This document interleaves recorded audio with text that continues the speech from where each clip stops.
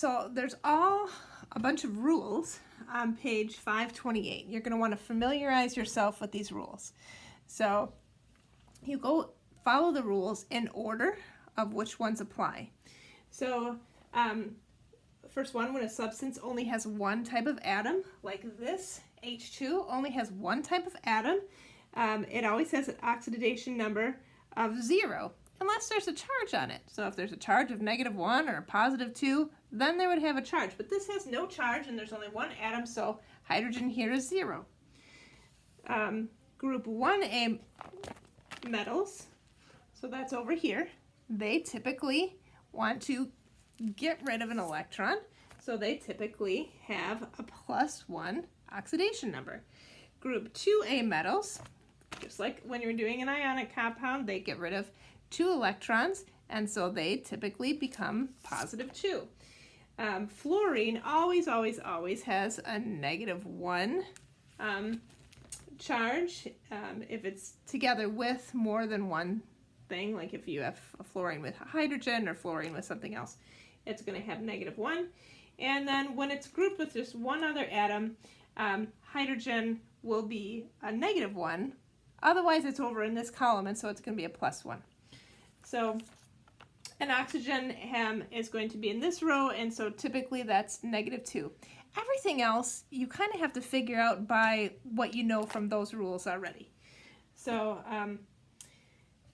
if you don't know for sure, it's typically the same rules of ionic compounds. So let's follow these example 16.2. What's the oxidation number of each of these molecules? So again, this has a 0 overall charge, so hydrogen only has one molecule, so by rule 1, this is going to be H is going to be 0. So you're just going to write 0.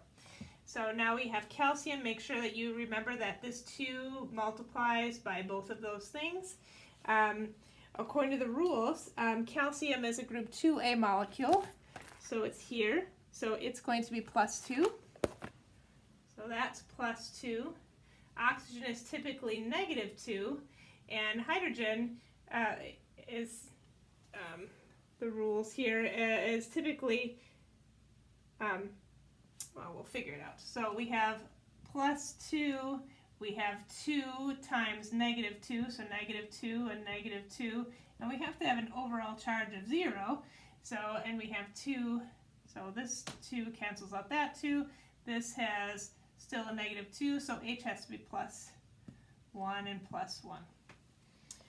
So, but you could get that from your rules too.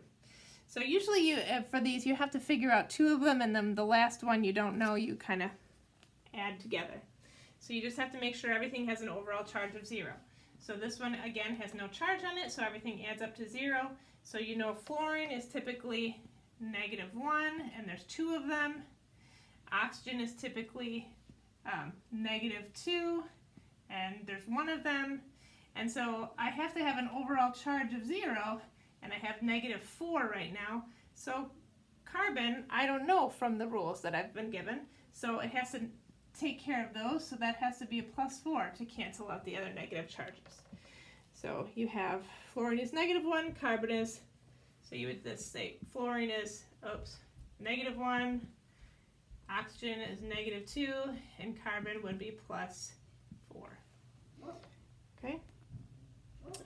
This one, NaSO4, it has a -1 charge, so all my charges has to equal -1. Hopefully you can see that. So from my rules, Na is in this second row here. Actually, it's in the first row. Na is in the first row, so that's going to be +1. Oxygen is almost always -2, so I have +1, and I have 4 -2s, -2, -2, -2, and so to figure out my S, I would have to add those all up.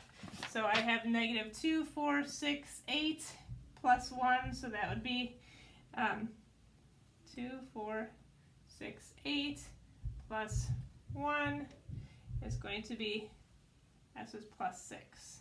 Oh, because I have a -1 charge. It's +6. Because I have to equal -1 in this one. This one had a charge on it, So I have to equal -1. I don't equal 0.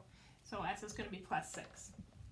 So finish working through those ones. Make sure you can follow the rules in order and be able to assign those really easily. Once you get the hang of it, they're not that hard, but you just need to make sure that you can assign them easily because they're going to change when we do a redox reaction. And we're going to talk about that next.